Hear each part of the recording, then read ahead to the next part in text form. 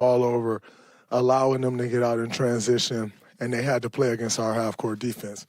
For the most part, all series, our half-court defense has been good, but we've given them transition opportunities and then also second chance points. So where it started with Loon, that was dominating the glass. Once we dominated the glass, then it allowed us to show how good our defense had been. And, once we did that, it allowed us to set our offense, get good offensive possessions, and we connected the game together. But Kevon Looney was huge. Andrew Wiggins, incredible defense. Everybody started boxing out. It was great. GP came off the bench. He was really into Malik Monk. And, we stuck with our game plan, and it ended up working for us. Draymond, some people doubt if championship DNA is a real thing. Did we just see an example of it? I think it's a real thing. Some people are, you just cut a little differently. You made it a little differently, and then you talk about that DNA, that experience. We leaned into that today, but you got to give those guys a lot of credit. Starting with the head of the snake, Mike Brown, to come to an organization that hasn't seen the playoffs in 16 years and put the team together or bring the team together the way he did is absolutely incredible. So you give Mike Brown credit. De'Aaron Fox being the head of the snake from a player perspective, led his guys, tough player. One of the futures of this league. And, this won't be the last we see of Fox. This won't be the last we see of the Kings. They're headed in the right direction, and you got to give them a lot of credit. So it was, I'm honored to have played in that series, to play in this hostile environment. The fans were incredible. As I continue to progress in my career, you appreciate these moments. You appreciate fan bases like this, loud before the game, loud when the game starts, loud after the game. You have a strong appreciation for environments like this. So I'm very thankful to have played in this series. It was a fun one for us. Draymond, Steph is the first player to ever drop 50 in a Game 7. Can you sense when he's going to have a big game and lock in and really kind of will you guys in a way that he did tonight? Yeah, I knew he'd be locked in. When you have an opportunity like tonight, Game 7, we haven't had this opportunity many times. I think this was our fifth one. We played over 30 series, and this is our fifth Game 7, so they're rare. When you have rare situations, rare players do rare things, and Steph Curry was that tonight. He was absolutely amazing. He controlled the tempo of the game. He controlled the pace. No turnovers. I think he had one turnover the entire game. He had the ball the whole game. You can tell when he's locked in and he's laser focused, there's not many defenses in the world that can stop him. Hey, Draymond. You and Darren had a nice smack talk going throughout this entire series. And after the game, you guys had a nice moment together. If you don't mind sharing what you said to him in that moment. Just pay my respect. I've been in a lot of playoff series against a lot of different guys. And if I'm honest, you leave most with less respect for a lot of guys. Whether it's, how they act in the moment, how they step up to the pressure. I've lost a lot of respect for guys over the years in the playoffs. And then there are some that you gain respect for. There are some that you see and they're cut from that same cloth you feel like you're cut from. And Fox is one of those guys. And so I just paid my respect, man. Hard-fought battle. Obviously, he's on the wrong end of it. We've been there before. Like, I've been to a Game 7 and lost in the first round. That was my second year in the league. We did that against the Clippers. And it's a part of it. You have to go through that to ultimately reach where you want to go. And so I was really just showing my love and respect for him as a competitor. I was honored to compete against him today, or this series. Jeremiah, you kind of alluded to my question when you were answering Maddie's. You guys have played in, this is your fifth Game 7. All of them are pretty famous now. The Clippers won, to Cleveland, beating OKC, and then against the Rockets. Where does this fall just in levels of like gratification watching what Steph did? Clay said that this is the Steph Curry game of Game 7. Yeah. I mean, when you're in the moment of something, that's always going to feel bigger, I think. And so being in this moment right now, like this feels like the biggest one. Quite frankly, the performance Steph put on, you look at all the things that we've gone through this year as a team, to win Game 5 here and then go home and lay an egg, to then come back here on the road and have to do it all over again and do it even better than you did it in Game 5, which was very impressive. I think that speaks, that speaks volumes. Now, you talk about the last dance, the this, the that, and that takes things up another couple notches, So this one definitely feels special, to watch Steph have the game that he had, total domination. Those are the moments that, I'm a basketball fan. As a fan, you can appreciate. As a teammate, that's the guy you want to go to war with, those guys, not just Steph, the guys that that's the guys you want to go to war with, but the way he performed, man, like, he left no doubt. And I think that's a beautiful thing. We always talk about Game 7 and, how big that is in sports. And to see a GOAT leave no doubt, it's absolutely incredible. Very quick turnaround for Tuesday night. Just early thoughts on the series against the Lakers. Totally different team, than they've been the last couple years. Since they've made those trades at the deadline, they've been an incredible team. I think they finished this regular season 20-9. LeBron is playing more off the ball than he ever has in his career, which is, I applaud. It's hard for a guy like that to make that transition, and he's seamlessly done it. And it's helped their team. Not that LeBron holding the ball is a problem, but it's just allowed other guys to do more. So they're playing with confidence. Austin Reeves is playing with a ton of confidence. He's playing great basketball. Rui Hachimura is playing with a ton of confidence. AD is obviously AD. LeBron's LeBron.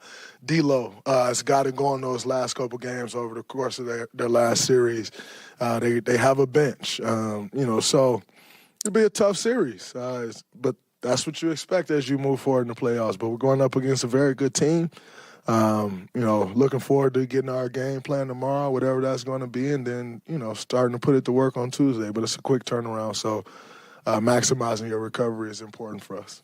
Draymond, of course, you guys, you got the first two games at home, though, but we talked to Steve earlier about, the regular season record, which he said, it shouldn't even be talked about, and you have won your last two road wins in the playoffs, both here in this building. Just wanted to get your commentary on, how you guys are playing and want to continue playing on the road. Yeah. What was our regular season record overall?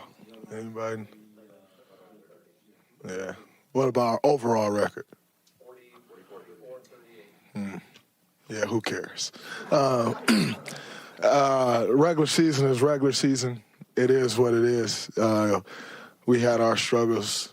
We don't make much of it. We didn't come into this series like, man, we haven't won on the road. We came into this series like we need to win one on the road, whatever that is. If that's game 1, 2, 5, or 7, we need to do it. We did it. Put ourselves in a position to only have to do it once and then let it slip at home and had to come do it again. But at no point was our mindset like, man, you think we can win on the road? Like, we know what we're made of. We know what it takes to win in these type of environments, in these situations, and we lean on that. Draymond, you mentioned the last dance without getting into any of that stuff in terms of the future. There is a sense that, it seems like the rest of the league's kind of trying to turn the page on all of you guys, right? The Warriors, LeBron, like every time I'm down there, we ask him, how are you still doing this at 38? Like, and now it's you two guys again. How are you guys still in this position, and especially against him? Well, I think number one, you're talking about some of the ultimate competitors. LeBron is one of the ultimate competitors. Steph, Clay, myself, Loon, ultimate competitors. And so to have these opportunities, we don't take for granted. I think, who you are as a professional show during these times. Here we are.